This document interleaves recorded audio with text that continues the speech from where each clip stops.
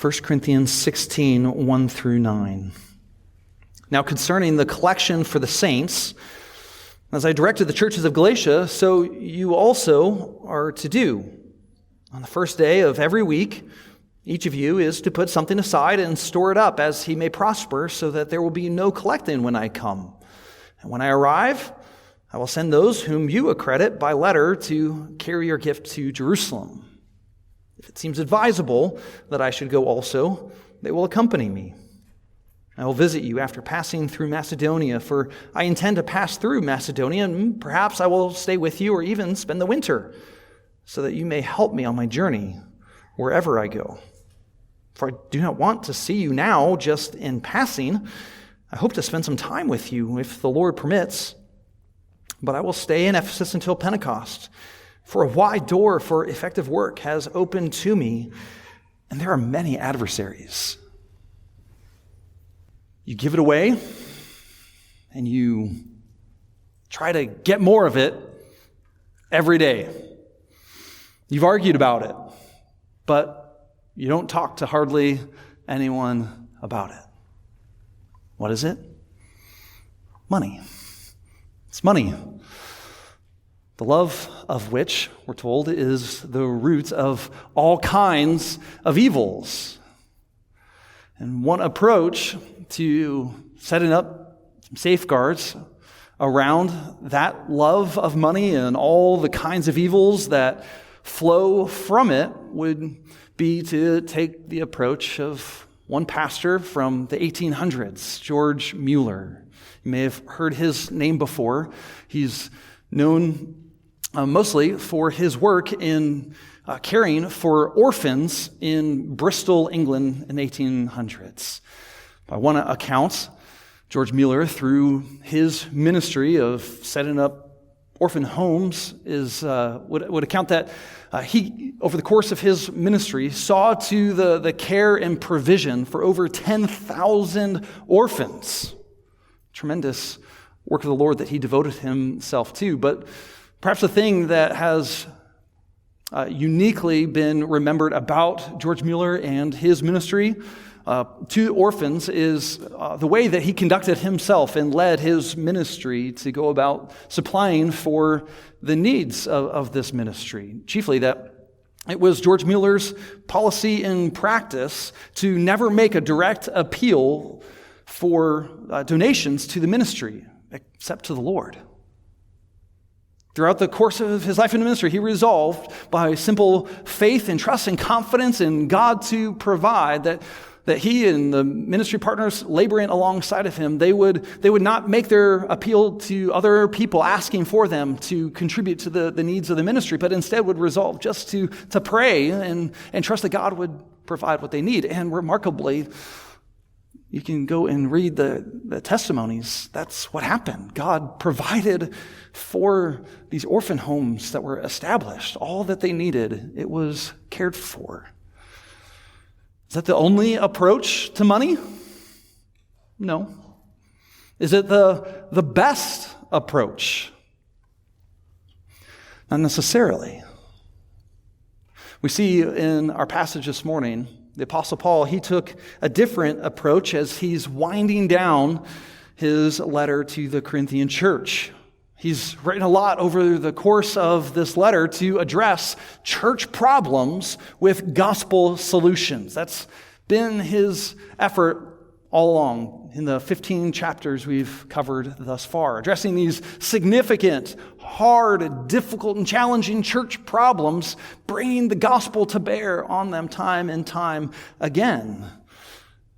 The content of this final chapter may seem like something to just breeze over as just some practical logistical details and loose ends that the apostle is tying up. And that kind of sentiment gets conveyed as pastors just take this whole chapter in one foul swoop in a sermon.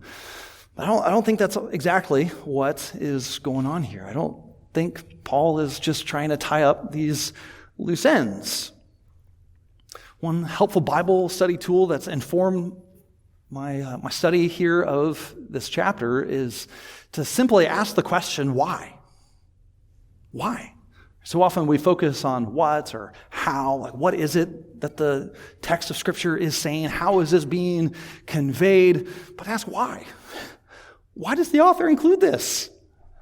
Well, why does he write this? What's his purpose and intent? And it very well may be at times that these are letters, these were people, there was data, factual points that that needed to be communicated. But I think there is more that's going on here, and that question, why, helps us get at what Paul's intent is, and especially why it is that this morning we're looking at verses 1 through 9. All 9 of those verses, and not stopping just after verse 4, like what our ESV text would indicate. If you're looking at that, I'm going to guess that you've got a heading there between verses 4 and 5, indicating that that's the natural break in Paul's thought process here. What I think Paul is after, and grouping together verses 1 through 9, what he's after, the why that he's driving to, is calling for the Corinthians, calling for us to plan our generosity for gospel partnership. That's what he wants to cultivate in his readers. Planned generosity for gospel partnership. Not mere logistical details and loose ends, but he's wanting to further cultivate and disciple his readers, disciple us even. Now, this planned generosity is clearly on display in verses 1 through 4. This is the final major topic that he takes up in this letter with this familiar now concerning phrase that he's used time and again throughout the letter, this time focusing on the collection for the saints. It doesn't explain more as to what this collection is or what it's exactly intended for. He makes reference to collection that he is making among Gentile churches and in other letters. I think Romans 15 is probably the clearest spot that indicates what it is that Paul is doing as he's gathering donations from churches as he's traveling around the Mediterranean world. And what he conveys there in Romans 15 is that this collection is being gathered among Gentile churches in order to send money back to those impoverished Christians, brothers and sisters, residing in Jerusalem. So there's the practical need that he's striving to meet as he's going about his travels, but he intends, as he explains in Romans 15, the purpose behind this, that there is a profound and sweet unity that exists among all Christians, Jew and Gentile, and this collection is intended to be a tangible expression of that unity together, that we are recipients all together, Jew and Gentile, of the very grace of God. And so he's gathering the manifest blessing of God in the lives of these other churches to bring that back in a tangible expression to those in Jerusalem. This is the key objective that he is providing instruction for to the Corinthians, and just as he had done among the churches of Galatia. The key point of direction, like the key instruction, is he's wanting them to plan for this. He's wanting them to prepare and get ready for this generous gift. I think probably what's the subtext or kind of there in the back of the apostle's mind is that he does not want there to be any misunderstanding when he shows back up in Corinth about the nature of this gift. He doesn't want to come back and this instruction not being provided in advance, and now he's asking for a substantial gift to be made. Because you see, preachers pressuring their hearers to give more and more, that's not just a modern phenomenon. Paul's even made reference to this earlier in the letter, why it was that he said in chapter 9 that as an apostle, he would forego certain rights that he has. He doesn't want there to be any perception that he's somehow using the Corinthians. Or Peter in one of his letters, he says that pastors must serve eagerly, not for shameful gain. See, ministers of the gospel are not to be peddlers of God's word. We're not peddlers just hawking wares He doesn't want the Corinthians to think that that's what he's about. So he's providing the guidance and instruction for them in advance so that they can plan ahead. And they can make provision for the sizable and generous gift. So when Paul shows up, there's no question about the nature of what this gift is for, or where it's going to benefit, or where it's going. Everything is provided up front, and the collection is to be gathered in advance. So that, verse 2, when Paul comes, there will be no collecting. When Paul finally makes his way back to Corinth, and they gather for worship on the Lord's Day, the first day of the week, there's not going to be an offering. There's no passing the plates. There's no high-pressure guilt trips, no choruses sung on repeat as the plate keeps going around because, man, we just need more and more. The doors are not going to be locked until a certain threshold of giving is met. That's not going to be his approach at all because he's provided this instruction in advance. He's calling for them to plan their generosity now so that when the day comes and he arrives, it's going to be all ready to go. And so here's how that planned generosity is supposed to look. So on the first day of every week, each of you is to put something aside and store it up. So I think that's a clear reference for us that he's talking about the gathered worship. Saw one commentary say that he doesn't want to say Sunday because that's a pagan reference, the day of the sun day.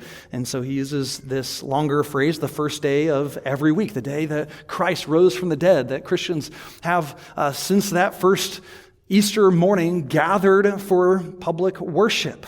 That's what they're doing. When they come together, they're supposed to bring their contribution so that it can be gathered and kept in safekeeping until the apostle arrives. And then when he comes, verse 3, he's going to call on the church, I think, to make a congregational decision, to appoint certain individuals, suitable couriers, whom Paul will then send on to Jerusalem with referral letters and the gift. This is what he's envisioning. He's laying this all out so everybody's clear on the expectations. Now, I think there's principles here for us. It's not a one-to-one correlation, but there are principles for us to glean and benefit from to consider how it is that we ought to relate to money, to the resources that God has prospered us with. So first, I think here Paul assumes that such generosity is a fitting thing. I think it's noteworthy that he does not provide here an extended rationale for why Christians ought to be generous in the giving of their financial resources. He does that elsewhere. I think one of the most extended places in Paul's writings would be 2 Corinthians 8 and 9, where he's had a follow-up on this very instruction and provide some more clarity and provide a little bit more context for the Corinthians to know why it is that giving is such a fitting thing for disciples of Jesus to participate in. But he assumes that here. And I think in part that because he spent so much time there in Corinth teaching God's word that he very likely got to discussing the nature of giving that was required there in the Old Testament.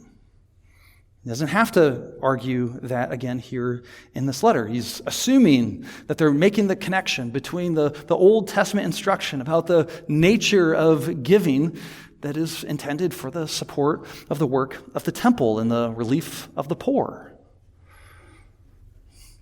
As we look around, here, this isn't a temple. I don't even really like referring to this as a sanctuary. Right?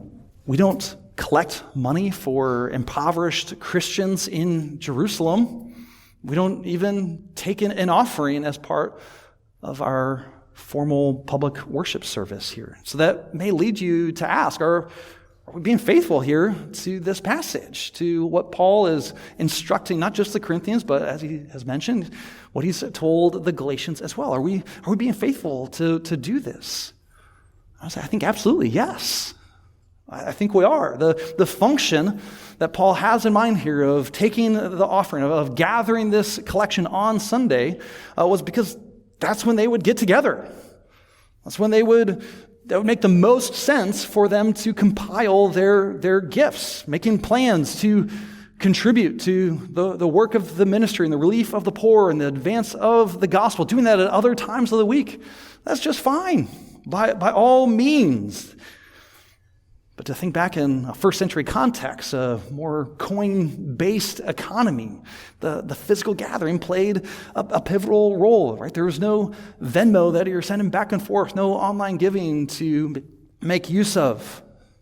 So just think about our practice and chiefly our commitments to one another as members, that we commit to contribute cheerfully and regularly to the support of the ministry, the expenses of this church, the relief of the poor, and the spread of the gospel in this city and among all the nations.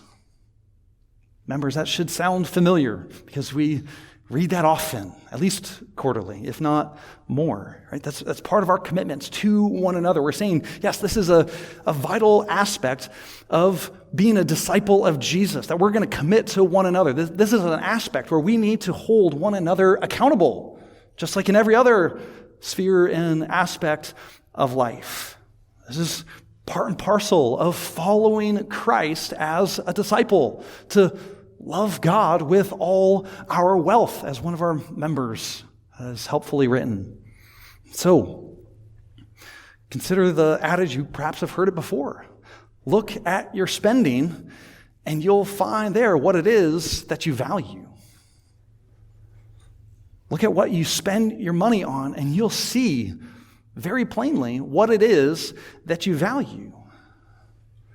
Giving generously, planning to give generously, it serves to help you to not set your hopes on the uncertainty of riches, but to set your hope on God, who richly provides us with everything to enjoy.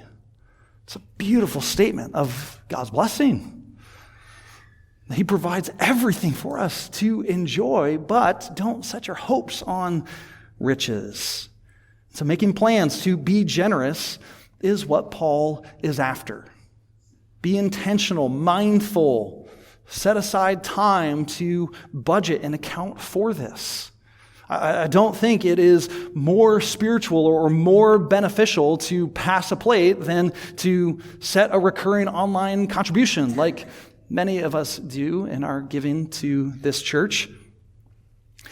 Take note of another aspect of Paul's instruction, that he's talking about the intentionality and the planning, assuming that is a good and right thing to do. But then another feature is that he does not stipulate an amount. It seems like that would be a very natural thing for him to do if he had labored in the Word as long as he did there in Corinth, expounding the Mosaic law. But he doesn't. Instead, he says that each person is to contribute as he may prosper. That's the only guidance that he provides on how much the Corinthians are being expected to give.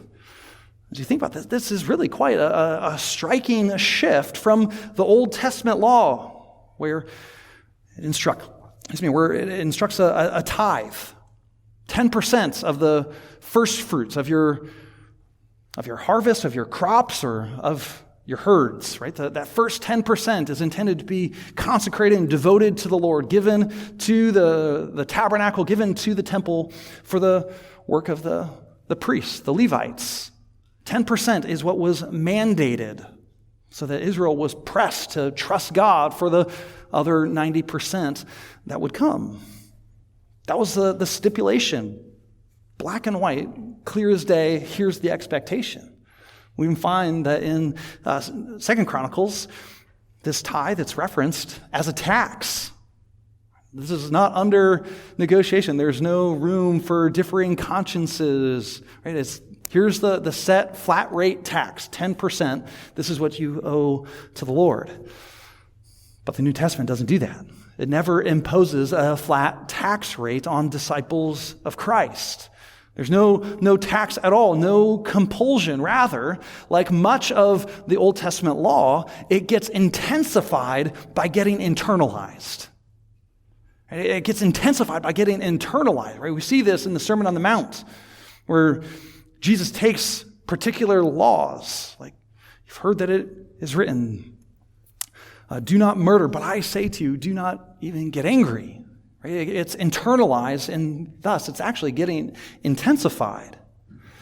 So giving according to how you may prosper, that's an expression of this same thing. It'd be much simpler, more straightforward, easier to obey, easier to check that box and feel self-righteous if it was just, hey, in the new covenant, we're doing the same thing, guys. Corinthians, 10%. That's what I need from you. Got it? Great. I will look for the ledger and all of the accounting and the tax returns to make sure that we've done that so we're all above board. He doesn't do that. Give as you may prosper. That is what the apostles' directive is. So let me ask you, okay, how much is that? How do I know? How much is that?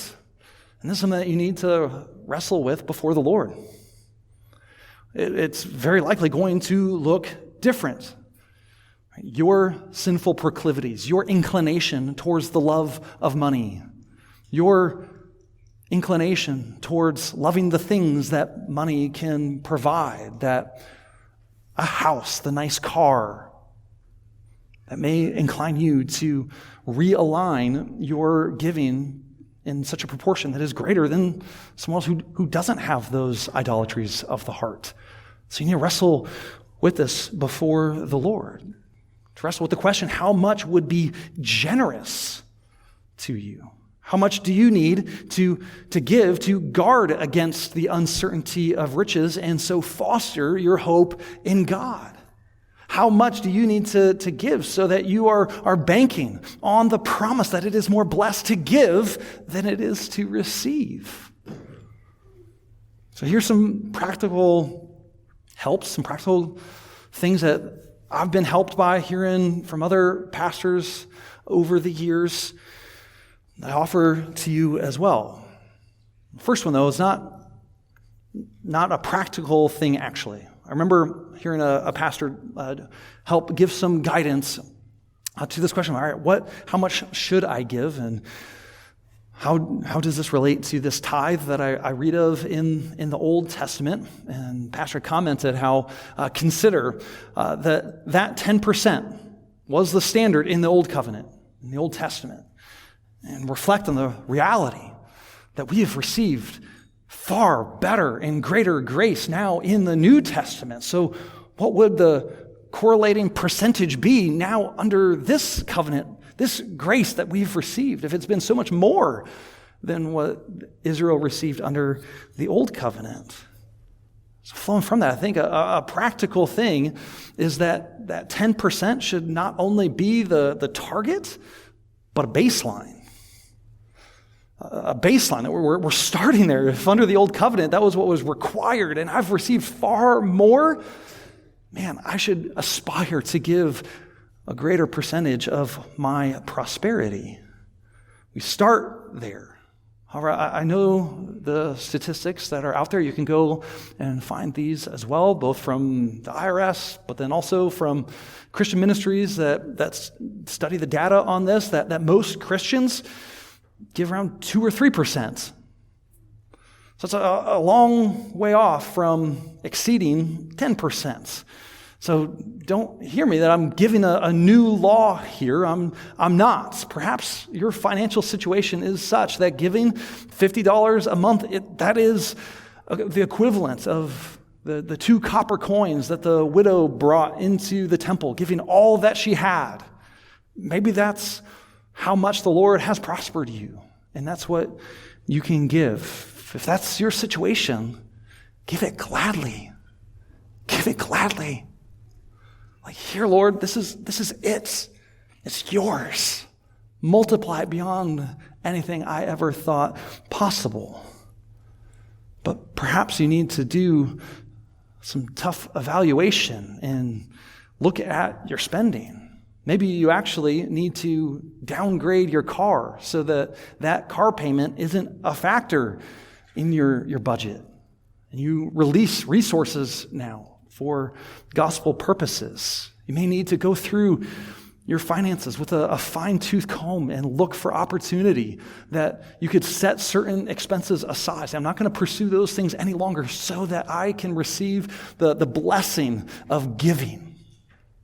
Second kind of practical, nitty-gritty thing. Make your plans. Plan your generosity based on your gross income. Plan your generosity on your gross income. Don't look just at your paycheck, right? Once taxes or any retirement contributions are taken out, and now here's what your paycheck is. Don't just focus on that amount, but the total amount. What is your full pay?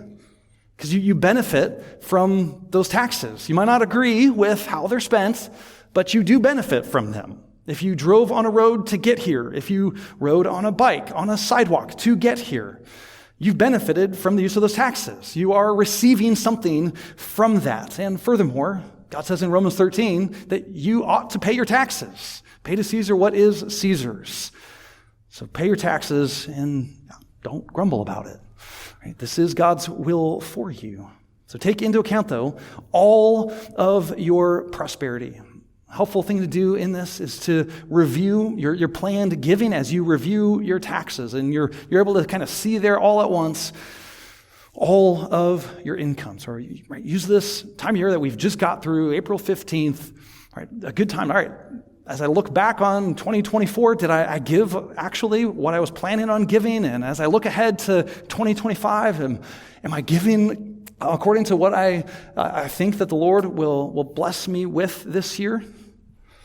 Prompted by this passage, I did that thing this week. It's like, okay, I haven't done this yet. Let's go and look. Have we been giving like what we've planned to, and what are we giving to this year? And so review your giving and refine those plans. And as part of that, an encouragement would be to do that planning with your children. Include your kids in this conversation. I know this is something that the Parises do regularly as part of their weekly family meeting. So ask them, how is it that you've sought to bring your kids along and trying to understand finances when they think $5 is like a gazillion dollars? They've got no frame of reference for these things. Bring them along in this. Talk with them. How could we give generously? Kids, what do you think? How can you pray with mom and dad to seek what the Lord would have your family give to? And including kids in that, it does take more work. And it takes more work when you're doing a lot of those financial transactions online. So you have to be intentional to talk with your kids and bring them along with it. But kids, you can do this as well. That is, you have the lemonade stand, or you're babysitting, or earning money, doing yard work over the summer. Be intentional to set aside money for savings, set aside money to give, and then the rest to use by loving the Lord with those resources. You can practice that here at church by dropping your coins off, your dollar bills in the drop box that we have in the back. You can make use of that as well. Third, practical kind of nitty-gritty thing on this. Talk with other Christians. It's a pretty commonplace thing that we don't really want to talk about money, and it feels very invasive for someone to look at all of your spending and ask questions. It is. But this is a part of following Christ. We've been entrusted with these resources, just as we would invite someone who would question the use of our resources of words or question the use of our time. We should invite such discipleship questions as it relates to our money. So a few months ago, we had a gathering for that very purpose. Matt and Michael and Val and Elijah and Stephen, that's right, my list here, pulled group together and say, hey, let's talk about this. How do we use these resources well for God's glory? So reach out to those brothers, reach out to your discipleship group, say, hey, could we review this? Can I just get another set of eyes on my budget, on my spending? I want help. I want to do this well. So bring others into that evaluation with you. We should do so. We should be so diligent. We should go about planning our generosity because Jesus is worth it. Because this world, this life is not all that we have. This is not what we're living for. It's just money after all. It's just stuff. Jesus is far greater, far better. And that's what I think Paul is driving at in verses 5 through 9. That a vital aspect of planning your generosity is for gospel partnership. You get to deploy those dollars for the sake of the gospel. That Jesus might be heralded and known, that orphans would be cared for and missionaries sent out. I think this is the main why behind verses 5 through 9. Why is it that Paul shares his travel plans? Is it just to have that little heading in the ESV, plans for travel? Here's what he was going to do. No, I don't think so. I don't think he was just trying to keep the Corinthians up to speed. I think he's sharing these plans to fulfill three purposes. Three purposes: the function, the relationship, and the mission. All features of gospel partnership: the function, the relationship, and the mission. Functionally, he's sharing his travel plans because it helps the Corinthians know the timeline for when their gifts should be ready. He tells them in verse 8 that the soonest that he'll depart from Ephesus is after Pentecost. So it's probably after Easter that he's writing this, and he's giving them this heads up. And he tells them in verses 6 and 7 that he wants to spend extended time with them and perhaps even wintering with them. Right? So it seems like Paul has in view that he's given them a lead time of 6 months or so that they can prepare this gift and they can better budget in order to be generous. Second, relationally, Paul expresses his concern in this discussion of money and the collection for the saints, that his concern is substantially for them, for the Corinthians, not what they can provide.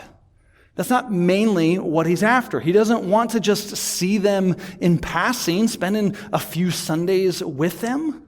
No, his concern is chiefly for them. I think the sentiment is echoing what he told the Philippians in their giving. And he told them, not that I seek the gift, but I seek the fruit that increases to your credit. He wants to see godliness expand in the Philippians, in the Corinthians. That's what Paul is chiefly concerned about, their spiritual well-being. He wants to spend time with them. He wants to worship with them. He wants to come alongside them. He wants to disciple them. He wants to help their progress in the faith, not just get the money that they can provide. The sentiment that we see in Paul's writings, this contributes significantly to why we don't have a devoted time in our service for taking an offering. We don't want even a whiff of the thought that what we are doing here together as a church, that our following of Christ in all of life is in any way to get your money. That is not what we are about and what we care about. Church, your pastors want you, not what you can provide. We want you. We want to see your progress in the faith. Third, missionally, and this is the most important one, on why I think Paul is including the travel plans here. The Corinthians, they are not just financiers, they're partners. They're vital partners in this gospel work. And as partners in the gospel, they need to know the plans that Paul is making, that he is intending to head on to minister in Macedonia, as he tells them in verse 5. So he tells them this so that they can pray for this, so they could pray that the soil there in Macedonia would be tilled up and ready to reap a gospel harvest. He's telling them so that they could participate, so that as tradespeople head to that region from Corinth, they could know that the apostle's on his way there as well, and they can participate in that work. When they head to Macedonia to visit family, they can, with greater intentionality, be sharing the gospel themselves, knowing that the apostle's going to make his way to follow up on that witness. I think additionally, verse 6, they need to be ready to engage as sending partners again. Their sending of Paul was not just a one-time thing, and this collection for the saints is not the only need that the ministry requires, but Paul is going to need them to send him again. They're going to need to resupply him wherever it is that the Spirit leads next. He's utterly dependent on them, on their partnership. They play a key role in seeing the advance of the gospel throughout the Mediterranean world. And last, verse 9, they need to know of the present work that the apostle is engaged in. Paul, he left Corinth and went on to eventually get to Ephesus, and he tells them, reports back to them of where the Lord led him to next, that a wide door of strategic and fruitful ministry in Ephesus has been opened up to him. So they need to pray for such work, because it's not without opposition. You can read more about this whole dynamic that's going on here. If you go and read in Acts 18 and 19, it's pretty astonishing the things that the Lord was doing through Paul's ministry in Ephesus and the stark opposition that he was up against. And it's noteworthy that in the Apostle Paul's framework, as he thinks about ministry, opposition does not equal a closed door. But he sees the fruitfulness of what's going on there in Ephesus, that the Spirit was moving and the church was being built up, and the Corinthians need to know this. Just think back on how Paul opened this letter, that truly the Corinthians, they are called to be saints together with all those who in every place call on the name of our Lord Jesus Christ. That's happening, Corinthians. God's moving. He's working through your ministry, through your partnership. The Spirit's using it, so be encouraged and edified as you labor alongside the apostle. So as you plan your generosity, they need to take account of such things, of how the Spirit works, and so do you and I. We need to factor these things in. You're not a money tree. You're not a mere means to an end. Church, you are partners. You are vital partners in the gospel ministry here at Westview. And giving is just one expression of that. And as we as a church allocate resources to other organizations and ministries and churches, you are partnering in that work as well. You are vital partners in seeing this church built up and providing for her instruction and for her care. You labor in supporting the advance of the gospel in this city and among the nations. If it would help you, I'd gladly send you again the church budget for this year, that you could look over that and say, okay, these are the things that I'm partnering in. I want to pray for these things. I want to press in and labor alongside these things. That you'd pray for our brothers and sisters who are doing such good work throughout this city and among the nations, that you would be encouraged and strengthened in your partnership in such work. Now, God's ways, they are not like our ways. He provided for English orphans through the prayerful faithfulness of pastor like Mueller. He did it that way, but he also energized the apostolic spread of the gospel throughout the Roman world by way of direct instruction related to deploying money. His ways are not like our ways. And that's a reminder that we get week by week as we come to the table. He nourishes his people at the table through faith, that we would receive grace to carry on as partners in this very mission. Is there any greater display of planned generosity for gospel partnership than the very sacrifice of Christ? It was planned before the foundation of the world that all whom the Father had chosen would have redemption through the blood of Christ. God planned it, and he sent the Son to accomplish it. That the gospel would have been brought to fruition and has now even given us of his Spirit, that we would be commissioned under the authority of the Son, empowered by the Spirit to make that good news known wherever it is that we go. What a weapon to sever that root of all kinds of evils. Oh, that Christ might unleash from us strategic resources for such effective work. Such an act, it would so beautifully display that Jesus is far better than anything that money can do. Because he really is.